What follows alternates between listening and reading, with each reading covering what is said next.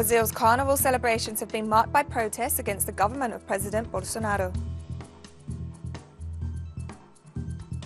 Julian Assange's defense team has denounced a clear case of political persecution against the WikiLeaks founder as his extradition trial commenced in London. The World Health Organization has warned of the possibility that COVID-19 could become a pandemic.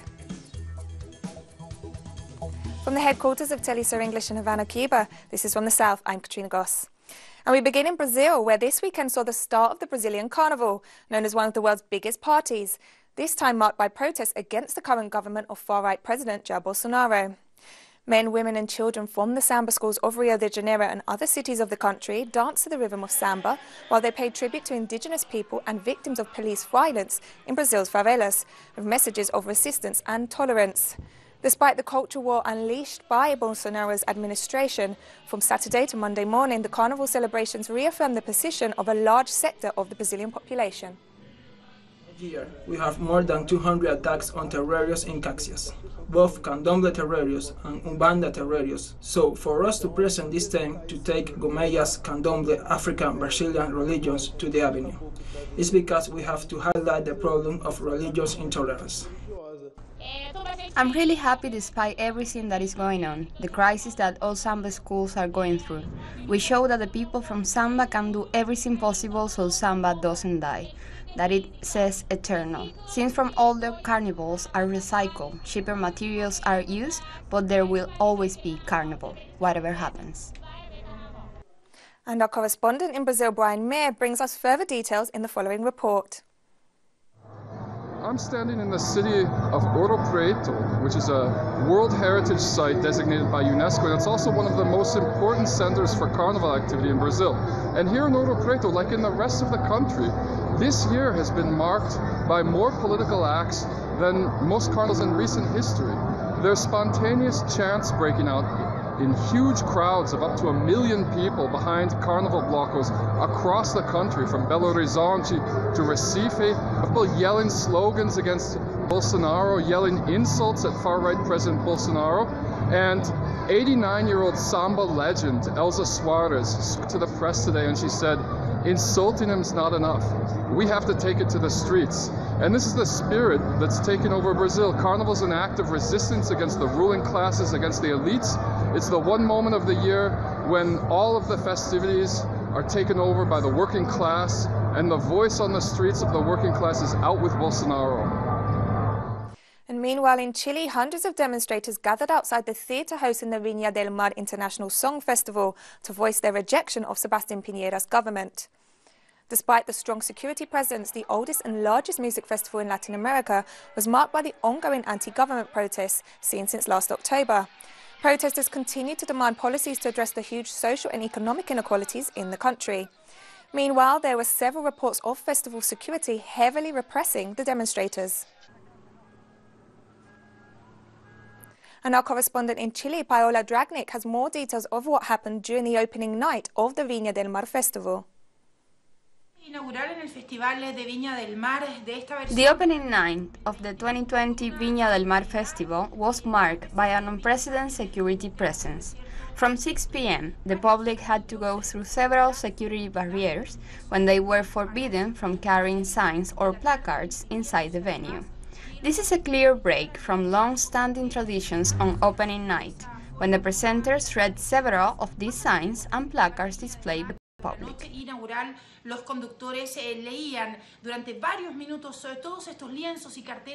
Most probably, the authorities wanted to avoid a situation with the people showing critical signs making reference to the current social unrest. Despite the repression, there were demonstrations in front of the festival venue at La Quinta Vergara. The police tried to control the protesters coming from the nearby neighborhoods in Viña del Mar to protest against this festival. Viña del Mar is one of the cities with the largest number of slums and people living in extreme poverty. Yet, millions of dollars are spent to organize this controversial festival. Although the authorities said that the opening night was successful, the truth is that the musical event had to be cancelled and rescheduled for this Monday. This evening promises to be the most controversial as Chilean singer Mon Laferte is expected to perform at the festival. Mon Laferte is embroiled in a lawsuit with the Chilean police for her strong support of the street protest social demands. And the Office of the Attorney General of Colombia announced the capture of Francisco Galán, former guerrilla fighter of the National Liberation Army in Medellin. Galán was one of the promoters of the peace process during Juan Manuel Santos' presidency. The investigation is connected to events that took place on September 17, 2000, when members of the ELN kidnapped over 64 people on the Cali Valle del Cauca highway. Galán was charged with aggravated kidnapping and extortion, culpable homicide and aggravated theft. Meanwhile, farmer and human rights organizations denounced on Sunday the forced displacement of at least 120 families from the rural areas of Ituango municipality in the Colombian department of Antioquia. According to the protesters, the displacement is due in part to the clashes between armed groups operating in the area, seeking to control illicit crops and drug trafficking routes. Human rights organizations accuse the government of President Ivan Duque of failing to implement the peace agreements regarding the substitution of illicit crops. The government has not offered any official comments, but army troops have been deployed to verify the situation in Ituango region. And tensions are rising in the Dominican Republic as protests continue against the decision of the Central Electoral Board to suspend and reschedule municipal elections. Demonstrators in Santo Domingo are demanding the resignation of Julio César Castaños, president of the Electoral Board, who is seen as responsible for the suspension of the municipal elections on Sunday, February 16th. Protesters are also demanding respect for democracy and their right to exercise their vote. The Electoral Board suspended the elections after 4 hours of voting, claiming there were glitches in the automatic voting system. The elections have been rescheduled for March 15th. Soldiers in Haiti shot at police officers who were protesting for several days, demanding improved conditions and the right to form labour unions. On Sunday, the protesting officers, accompanied by civilian supporters, attempted to march to the presidential palace to seek an audience with President Jovenel Moïse. However, the march was brought to a sudden halt after soldiers guarding the palace opened fire at the demonstrators. At least 3 police officers and 1 serviceman were wounded in the resulting gun battle, which the Defence Ministry claimed was carried out by gunmen wearing masks. And today marks a year since the Cuban population voted to support the country's new constitution. 7.8 million of the nearly 9.3 million eligible Cuban voters cast their ballot last February in a referendum in which 87% voted in favour of the new constitution. The referendum followed several months of constitutional reform debates around the country, during which the Cuban people had the opportunity to discuss proposals that had been debated in the National Assembly. The approved constitution was proclaimed by First Secretary of the Communist Party of Cuba, Army General Raúl Castro, in the National Assembly of People's Power on April 10th. And turning to Guyana now, the drastic reduction in polling stations has sparked concerns about the logistics put in place by the Elections Commission that is set to use tents as temporary polling stations for the upcoming general and regional elections. The Guyana Elections Commission's decision to reduce the use of private residencies as polling stations has the potential to boost complications, according to the People's Progressive Party Civic Chief Scrutineer Salfika Mustafa, who offered an interview to the Guyana Times. Concerns have also been raised about the insecurity of tents for protecting sensitive information such as ballots. And several countries from Latin America and the Caribbean are celebrating their national carnivals, with music, art, culture and political awareness marking some of the events. And with these festive images, we're taking a short break now, but stay with us for more.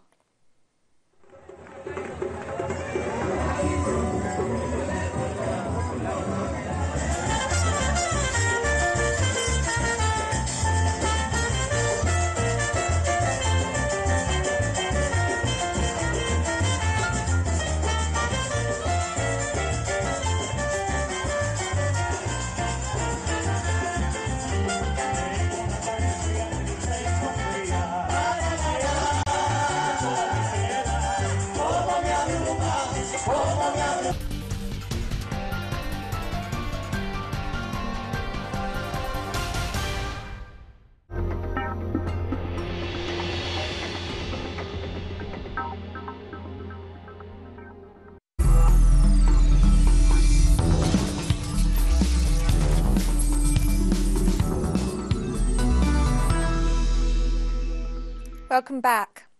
And we now turn our attention to the case of WikiLeaks founder Julian Assange, whose extradition hearing began today in London. Dozens of people gathered outside Woolwich Crown Court in southeast London to protest against the possible extradition of Assange. Protesters say the case against Assange is a threat to press freedom and individual civil liberties. A Crown judge has begun hearing arguments from US government lawyers who want to try Assange on espionage charges relating to the publication of US military and diplomatic cables exposing war crimes committed in Iraq and Afghanistan. If convicted, Assange faces a total of 170 years in prison. Julian, as witnessed by Nils Melzer, the United Nations rapporteur on torture, all of those reports are available. That is what will happen to journalists, publishers and publications if this extradition, this political extradition of Julian Assange is successful. Civil liberties, really. I think if America is allowed to extradite Julian Assange for essentially doing journalism, then it sets a very unhealthy trend. And if he's first, then who's next? And I think journalists actually should be with us protesting. And in the context of the case against the WikiLeaks founder, Assange's defense lawyer Baltasar Garzón announced that a Spanish firm hired to provide security at the Ecuadorian embassy in London spied on his client on behalf of US intelligence services during Assange's residency in the embassy after claiming asylum in 2012. Everything was recorded in an absolutely secret way, with hidden microphones and video cameras. All this is being proved before the Spanish justice, and it is also being presented now in the extradition proceedings. We believe that it has been and will be proven in these extradition proceedings that this is a case of clear political persecution of Julian Assange. France has seen protests by environmental activists and farmers' associations opposed to government agricultural policies. As part of the protest, activists sabotaged an official event sponsored by the Ministry of Agriculture. The incident unfolded at the Paris International Agricultural Show. A group of activists temporarily occupied the official space to denounce the government's agricultural policy and urged the authorities to cut ties with the agribusiness sector in the face of the climate crisis affecting the planet and doomed consumerist modes of production. The purpose of these actions is to expose the deadly links between the Ministry of Agriculture and agribusiness. We have highlighted the social and environment damages caused by the local agribusiness companies. Unfortunately, we now have a ministry which acts as the agribusiness mouthpiece instead of giving voice to the farmers and the citizens who want to change the current agricultural and food producing model. And we turn to Canada now, where several arrests have been made in the province of Ontario as demonstrators continue to express solidarity with Wet'suwet'en chiefs attempting to halt the construction of a natural gas pipeline across their ancestral territories. Prime Minister Justin Trudeau has convened a meeting to tackle the police dismantling of a rail blockade between Toronto and Montreal. Confirmation of the meeting came barely an hour after police began to make arrests at the rail crossing through the Tyendinaga Mohawk territory that has been blocked for several weeks. The barricades were set up in solidarity with the Wet'suwet'en community opposed to the Coastal GasLink project in northwestern British Columbia. UN Secretary-General Antonio Guterres issued a call to action to countries, businesses and all citizens to help renew and revive human rights across the globe during the opening day of the 43rd session of the Human Rights Council on Monday. Guterres laid out a 7-point plan amid concerns about climate change, conflict and repression, which involves linking human rights to issues such as sustainable development, crisis prevention, gender equality, the development of the digital age, and freedom of expression and civil society. The UN Secretary-General also stressed that human rights are under assault, while he recalled that success must be measured by meaningful change in people's lives.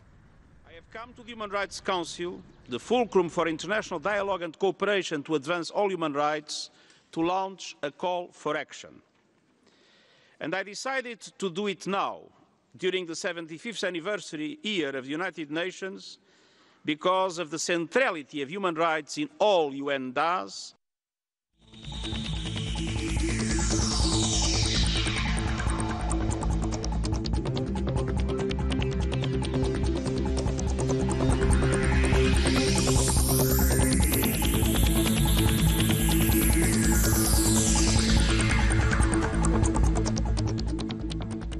World Health Organization Director General Tedros Adhanom Ghebreyesus met with UN Secretary General Antonio Guterres in Geneva on Monday. Guterres urged all countries to do everything in their power to be prepared as the novel coronavirus spreads globally.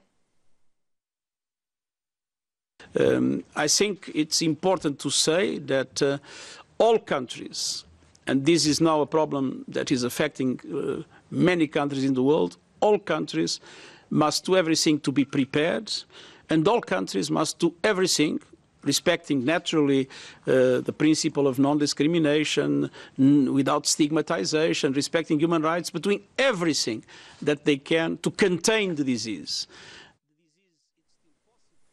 Wall Street is experiencing a Black Monday due to fears over the spread of the COVID-19 virus. The financial centre in Manhattan on Monday suffered its worst losses in 2 years. As Italy is tackling the virus and South Korea's president said he's putting his country on its highest alert, the stock market is reacting to the spread of the coronavirus, which could impact the economy in several continents. In the last 3 days, investors in the 500 largest public companies listed on the New York Stock Exchange lost more than $1.3 trillion in market value. And turning to China, workers have begun to return to production lines as some factories in Shanghai resume operations paralysed due to the coronavirus outbreak. Industry Ministry spokesman Tian Yulong noted that most small businesses have yet to reopen amid supply chain obstructions. Chinese President Xi Jinping stressed persistent efforts in the prevention and control of the spread of the coronavirus and coordination in advancing economic and social development. The total number of cases in mainland China soared to above 77,000, while the death toll has reached 2,592. And on Monday, Japan confirmed 844 cases of COVID-19, including 691 on the Diamond Princess cruise ship. Meanwhile, Kuwait has reported 3 cases of the novel coronavirus among people who have travelled to Iran. Likewise, the first case of COVID-19 was reported on Monday in Bahrain, identified as a national who had returned from Iran. Meanwhile, South Korea reported a total of 833 cases of the virus and 7 deaths. Iraqi health officials also confirmed the country's first case as an Iranian national studying in the southern city of Najaf. A spokesperson for Iran's health ministry reported that 4 more people died from the COVID-19 virus, taking the death toll there to 12. The country's Deputy Health Minister, Iraj Hiriachi, said on Monday that 61 people across the country have tested positive for the virus. The number of deaths compared to the number of confirmed infections is higher in Iran than any other country, including in China and South Korea, where the outbreak is far more widespread. Tehran announced a week-long closure of schools, universities and cultural centres across 14 provinces in an effort to curb the spread of the virus. And Italy has locked down 10 towns, home to 50,000 people, in an effort to contain the first major coronavirus outbreak in Europe. As a 7th person died, officials in nearby countries are pledging to prevent the outbreak from spreading further. On Monday, the total number of cases in Italy rose to 219, according to Angelo Borelli, coordinator of the country's coronavirus emergency response. Some colleges have cancelled classes in Milan, while international students have brought their planned departure dates forward out of fear of being stranded in the country. Neighbouring Austria also announced the suspension of train services to and from Italy. And emergency measures have been approved throughout Italy in response to the outbreak. The world-famous Venice Carnival was cancelled on Sunday. The mayor of Venice stressed that risk assessments were carried out before the city's iconic carnival celebrations were cut short, following a sharp rise in cases.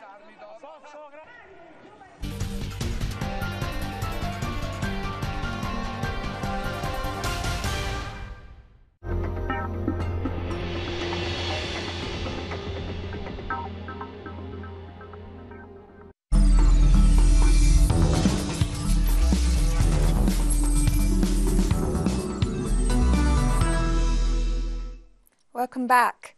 And we continue in India, where Prime Minister Narendra Modi has been criticised for spending $18 million to host US President Donald Trump on his first official visit to the country, which will last just 36 hours. Dancers and performers greeted Trump and his wife Melania in the city of Ahmedabad on Monday. The leaders are expected to discuss trade, the Kashmir conflict and the controversial new Citizenship Act. The US President will address a gathering later in the evening. Modi's Trump visit budget included building a wall to conceal the slums that exist a short distance away from the airport, home to more than 2,000 people. And a policeman was killed in New Delhi on Monday in violent clashes over the controversial Citizenship Act, just hours before US President Donald Trump was due to land in the Indian capital. The act, which came into force in December, provides a path to Indian citizenship for migrants of Hindu, Sikh, Buddhist, Jain, Parsi and Christian religious minorities, but not Muslims. Protests have broken out across India rejecting the discriminatory act, with at least 30 people killed so far in clashes with police.